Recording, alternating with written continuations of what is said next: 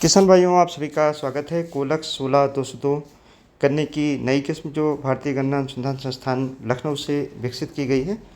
ये हमारे किसान ओंकार त्यागी जी ने 22 अप्रैल के आसपास ट्रेंच मेथड से लगाया था, यानी 30 सेंटीमीटर गहरी ट्रेंच बना करके और सिंगल बट से 1.5 फीट की दूरी पर लाइन से लाइन की जो दूरी है वो 135 सेंटीमीटर थी। बुआई काफ़ी लेट इस वैरायटी की हुई थी, बीज की उपलब्धता कम थी और इसको देखते हुए इसको ट्रेंच मेथड से और 1.5 फीट की दूरी पर और 4.5 फीट की दूरी पर बोया गया था। जो नॉर्मल फर्टिलाइज़र अन्य गन्ने की किस्मों को लिए दिए जाते हैं वो इसको दिए गए थे। इस समय अगर फसल का हम ऑब्जर्वेशन करते हैं, यानी सितंबर के महीने में, तो टिलरिंग बहुत अच्छी है। अगर शुरुआत से हम बात करें तो किसान के लिहाज से जर्मिनेशन बेहतर है। 22 अप्रैल को लगाया गया था, जर्मिनेशन अच्छा हुआ है। जमाव के साथ साथ में अगर हम टेलरिंग की बात करें, जो टिलर्स हैं वो निकले और टिलर्स काफ़ी यूनिफॉर्मिटी है उसमें। टिलर्स एक समान है, यानी जो ब्यांत है वो एक समान है, जिससे अभी इस समय आप देखें तो गन्ने की पूरी फसल अगर सारी लाइनों को आप देखें तो एक जैसी ही लगती है। कहीं छोटा बड़ा या कमज़ोर गन्ना इस तरीके से नहीं लगता। थोड़ा नेचुरल वेरिएशन ज़रूर दिखता है, लेकिन वैसे ये वैरायटी बहुत इस लिहाज से बेहतर है कि टिलरिंग अच्छी है और यूनिफॉर्मिटी भी बेहतर है।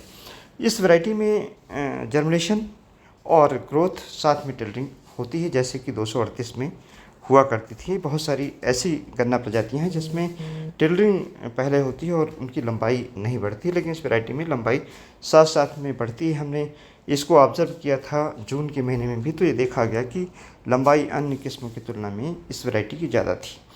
अगर हम इंटरनोट की बात करें तो इंटरनोट की जो लंबाई है वो अच्छी लंबाई है। ऑटो डिट्रेसिंग किसान के हिसाब से पत्ती जल्दी छूट जाए वो क्वालिटी इस वैरायटी में है। गन्ने की थिकनेस मीडियम है, गन्ना बहुत पतला नहीं है। अगर इसको हम अक्टूबर में या फरवरी मार्च में समय से लगाते हैं तो और अच्छी मोटाई और अच्छे टिलर्स और अच्छी ग्रोथ इस वैरायटी के पोटेंशियल में देखी जा रही है। किसान भाइयों, एक ऐसी वैरायटी है ये जिसमें अगर हम अगोले की बात करें तो उसकी क्वालिटी पश्चिमी उत्तर प्रदेश में आवश्यक है किसानों के लिए, चूँकि चारे के रूप में इसका प्रयोग करते हैं। अगोले की क्वालिटी अच्छी है, कांटे बिल्कुल नहीं हैं और यहाँ पर हमने आपको मोटाई दिखाई है। बड भी अगर आप देखेंगे तो बड अच्छी है इसकी, जो अच्छे जर्मिनेशन के लिए ज़रूरी होती है, ये हमने यहाँ पर दिखाया। और नोट की लंबाई भी आप देख सकते हैं काफ़ी बेहतर है। लॉजिंग की अगर बात करें तो अभी तक की गन्ना हवाएं चली हैं लेकिन झुका नहीं है किसी भी तरफ। इससे ये लगता है कि गन्ना लॉजिंग के प्रति बहुत ज़्यादा सेंसिटिव नहीं है। और दूसरी तरफ जो प्रिवेलिंग डिजीज और पेस्ट हैं, जैसे अर्ली सूट बोरर, इसके बाद टॉप बोरर और मिलीबग जो इस समय प्रिवेल्स कर रहे हैं, और रूट बोरर, इन सभी के लिए अगर देखें तो इसमें कहीं भी ये बीमारी और ये कीड़े नहीं लगे हैं जो अन्य प्रजातियों में दिखाई पड़ रहे हैं काफ़ी भारी संख्या में, जैसे 238 में, 118 में, 15,023 में और इवन 13,235 में भी। अब बात आती है कि गन्ने का बीज आप कहाँ से ले सकते हैं। भारतीय गन्ना अनुसंधान संस्थान की प्रजाति है तो वहाँ से ले सकते हैं, और आपकी जो गन्ना विकास परिषदें हैं वहाँ से भी प्राप्त कर सकते हैं।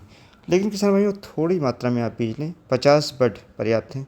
50 बड अगर 1.5 फीट की दूरी पर 4.5 फीट की ट्रेंच की दूरी पर लगाते हैं तो उससे करीब 500 गन्ने तक आप अगर अच्छी तरीके से देखभाल करेंगे तो तैयार हो जाते हैं।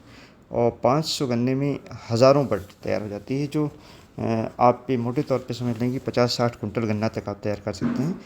तो बीज बहुत ज़्यादा महंगा खरीद करके और ना लगाएं, बल्कि गन्ना विकास परिषदों को आवंटित है वहाँ से ले सकते हैं और भारतीय गन्ना अनुसंधान संस्थान से ले सकते हैं, और इस वैरायटी को लगा करके अपने खेत में टेस्ट करके फिर रकबा आगे बढ़ाएं। धन्यवाद। जय हिंद, जय भारत।